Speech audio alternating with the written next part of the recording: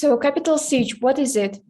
Starting at noon on January 6 at the Save America rally on the Ellipse, Trump repeated false claims of election irregularities and said, "If you don't fight like hell, you're not going to have a country anymore." During and after his speech, thousands of attendees walked to the Capitol and hundreds breached police perimeters as Congress was beginning the electoral vote count. The Capitol complex was locked down and lawmakers and staff were evacuated while rioters occupied and vandalized the building for several hours.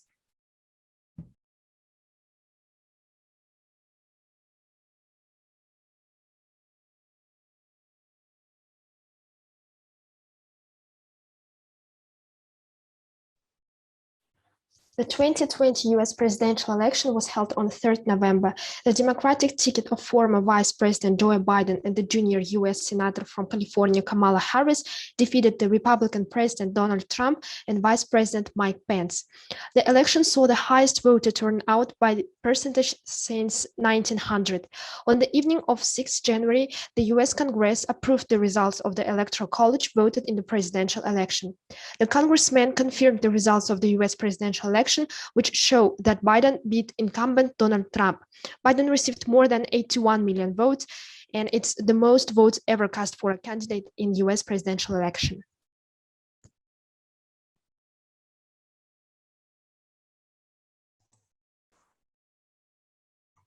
Now let's talk about the elections in the United States. The United States has a presidential system where the president is both head of the state and head of the government. As for the electoral system, it relies on the single-member district plurality system. It means that each district is divided into districts, each state is divided into districts, and each district has one representative.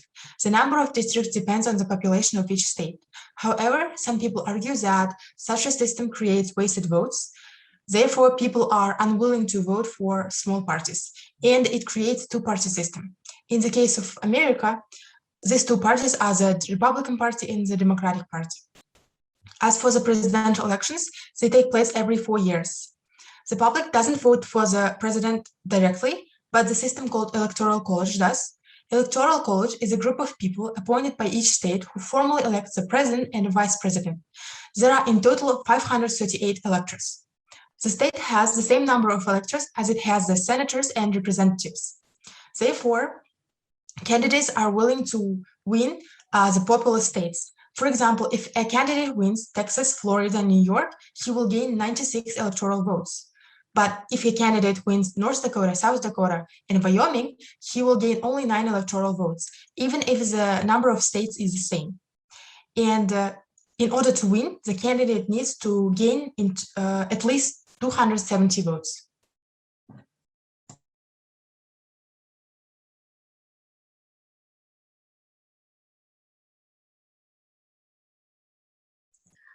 Claims of falsifications or attempts to overturn the presidential election. Donald Trump and other Republicans demanded to nullify the elections, falsely claiming that there was widespread voter fraud. Here's the list of 4 main fraud claims provided by Trump and his campaign. The first claim states that there have been more votes than registered voters. However, a quick check of the election results for cities which were under suspicion, such as Detroit or Wisconsin, shows that turnout in the cities was under 100%, which is not considered as an overvote. The second claim states that there were votes flipped from Trump to Biden, but there was no evidence for this, and none has been provided by the Trump's legal team. The third claim stating the voting machines are owned by Democrats was also rejected because the Minion voting system, which had been widely used across the US in this election, provided a statement which says that it is a non-partisan US company and has no ownership relationships with the Democrats or with top Democratic politician Nancy Pelosi. And the last claim states that there have been thousands of dead people voted, which was rejected because specialists looked into a list of 10,000 people in the battleground state of Michigan who it was claimed were dead but voted, and found out that it was fundamentally flawed because all of the people in the list turned out to be alive. There also have been hundreds of false claims spread by social medias, but they were all lack of credibility and reliability of the sources.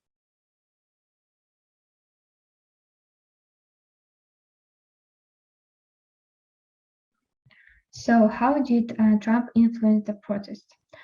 To begin with, before the beginning of joint session of Congress, where Joe Biden had been confirmed as a new president of the United States, the supporters of Donald Trump gathered at a meeting in Washington near the White House, where Donald Trump gave a speech to his supporters.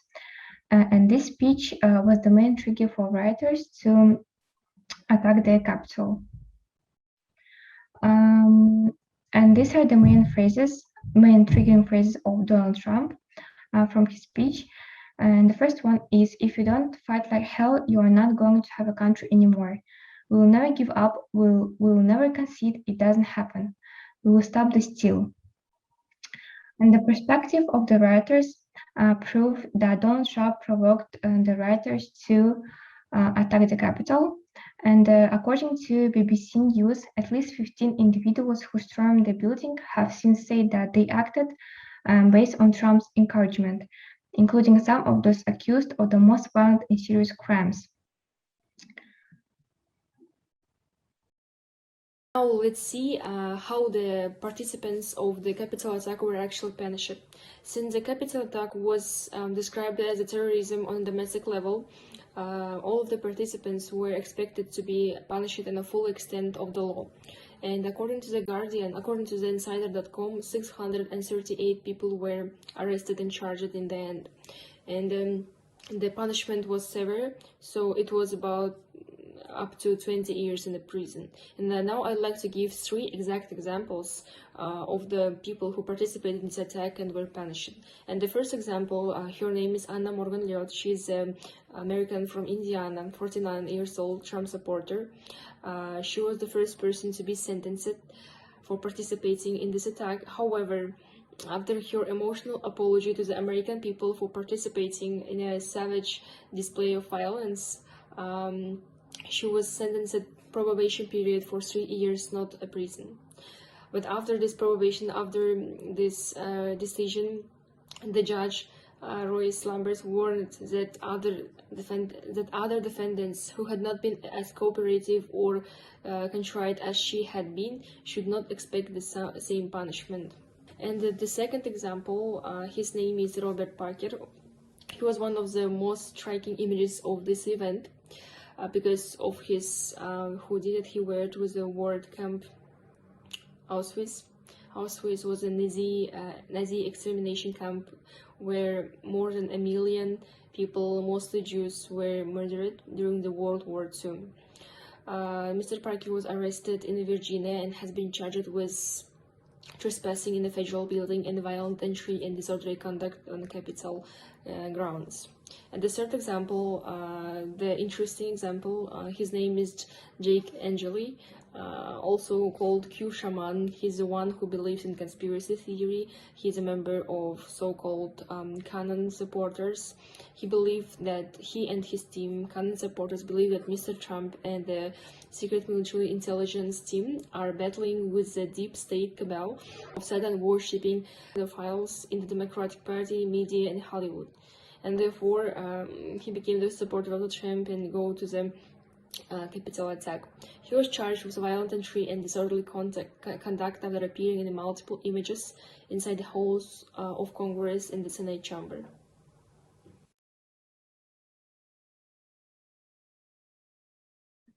Hello, everyone. I'm Aknur Bulat, and I'm going to talk about the role of social media on what happened. As we know, the internet has created channels of communications that play a key role in circulating news, and social media has the power to change not just the message, but the dynamics of political and social conflicts. For several weeks before the event of Capitol siege, there was planning on social media, including calls for violence against Congress, Pence, and police. Plans were coordinated on all tech platforms, and websites such as the Donald.win, social networking service, Parler, Chat App, Telegram, and others were used to discuss previous Trump rallies and made plans for storming the Capitol. According to the CNN business, there were about 1,300 posts from accounts related to QAnon conspiracy theories on Twitter, about Wednesday's protests containing terms of violence since January 1st. In addition, social media played a huge role in law enforcement, tracking rioters down for prosecution. For example, the FBI said that its Washington field office has received more than 4,000 online tips, including photos and videos of suspects rioting at the Capitol. So it can be concluded that social media played a key role in storming the Capitol on January 6th. Thank you for your listening.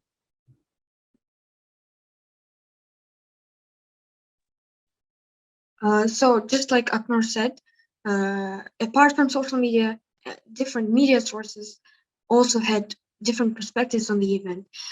As we look at the Republican or conservative view, we can see that the Fox News described the riots differently than other than the Democrats. In the news article published in Fox News in April 24, 2021, it had a headline, Capitol Riot. Police officers won't face charges in fatal shooting of Ashley Babbitt, prosecutors say. The author claims that Ashley Babbitt, woman killed in Capitol riots, described as patriot who loved America with all her heart.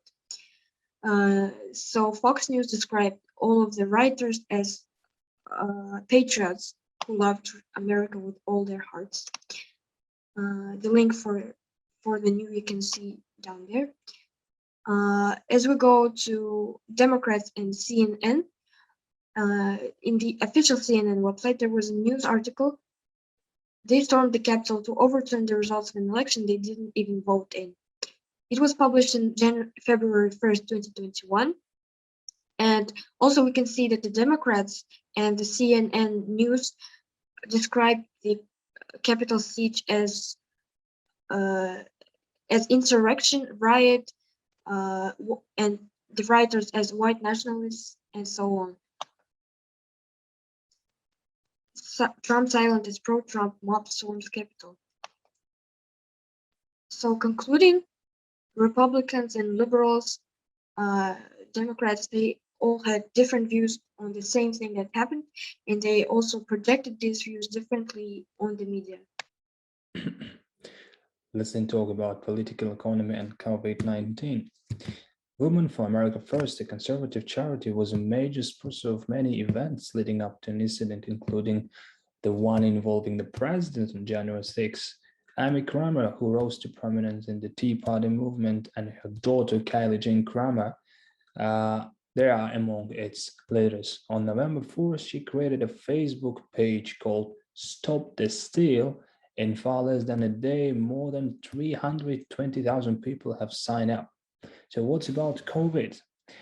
Public health experts say that the storming of the Capitol was a potential event, a super distributor of COVID-19. Only a few members of the crowd had masks on their face. Many came from other cities, and only a few of the participants were immediately detained and identified.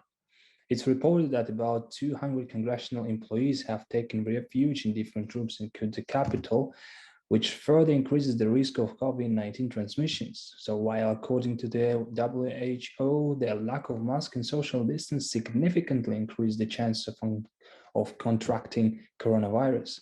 For example, American neo-Nazi activist and white supremacist Tim Baked Alaska Janet participated in the events of the day, including the storming of the Capitol despite the recent diagnosis of COVID-19.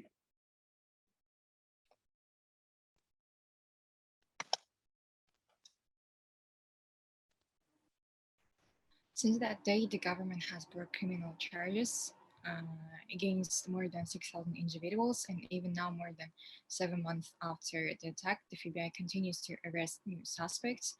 More than 100 rioters have been accused of assaulting police. 5 people have died in the Capitol siege. 1 woman died because of gunshots. 3 of them died because of medical emergencies.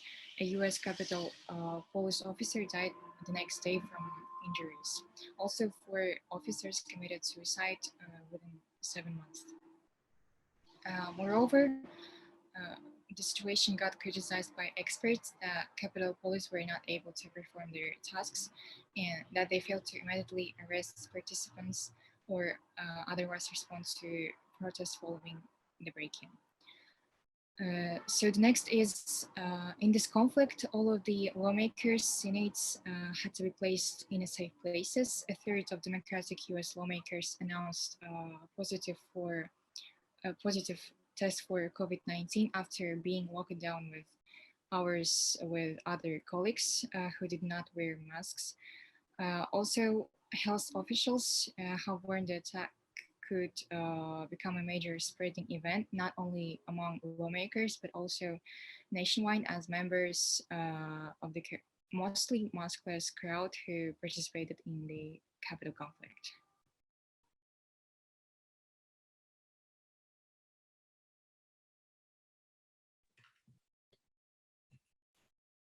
So consequences for Trump. The first one is Facebook and Twitter had to ban Trump's account for an indefinite time because he used them to encourage violence. The next is many people from Trump administration had to resign. So dozens of Trump administration office holders resigned in reaction to the Capitol storming, even though their terms in office would expire 14 days later with the inauguration of President Biden. The high-ranking officials who resigned include Robert O'Brien, the National Security Advisor, and 4 executive department heads: Elaine Chao, Transportation; Betsy DeVos, Education; Chad Wolf, Homeland Security; and Alex Azar, Health and Human Services. The next is there was a campaign to impeach Trump for the second time. So the House of Representatives adopted one article of impeachment against Trump of incitement of insurrection, alleging that he had incited an attack on the US Capitol. The House Speaker Nancy Pelosi gave Vice President Mike Pence an ultimatum to invoke Section 4 of the 25th Amendment to assume the role of acting president within 24 hours, or the House would proceed with impeachment proceedings. Pence stated that he would not do so. The campaign for impeachment has continued with 232 votes in favor of it, 197 votes against it, and 4 not voting in the House of Representatives, approving the accusations. In the Senate trial, 57 voted guilty, 43 voted not guilty, which acquitted Trump, because 67 guilty votes were needed for a conviction. Next is the many people criticized Trump, including ex-President Obama. All 4 living former presidents, Barack Obama, George Bush, Bill Clinton, and Jimmy Carter, denounced violent storming in the US Capitol, with Obama and Clinton condemned President Trump by name for stroking the rioting. Obama said in a statement that history will remember violence incited by a sitting president who has continued to baselessly lie about the outcome of the lawful election. To sum up, Trump directly only faced a ban on his social media accounts for what he did. Coming to the international reaction, around 80 countries and international organizations shared their concerns about the situation in Washington, D.C. Some of them directly blamed Donald Trump for happening that.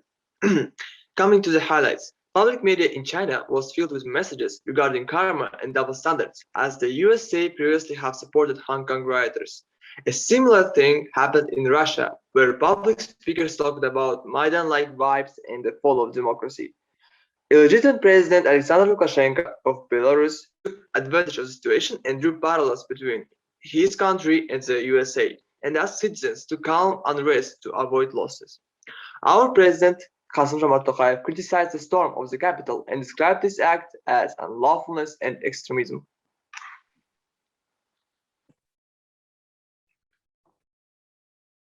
Another prominent consequence of Capitol siege is deepened divide within the Republican Party.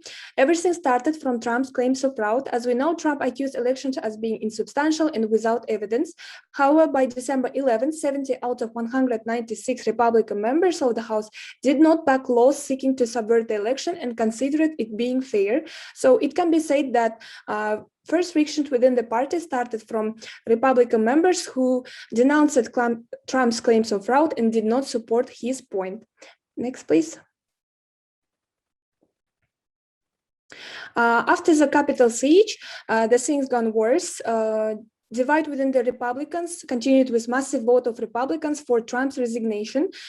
This was started with three governors of the Republican, Phil Scott, Shirley Baker, and Larry Hogan, who called on Trump to step down and remove him from office. Also, most of the Republican representatives condemned the violence and called the event as an attempted coup. So as we can see, Capitol siege created great disintegration within the party.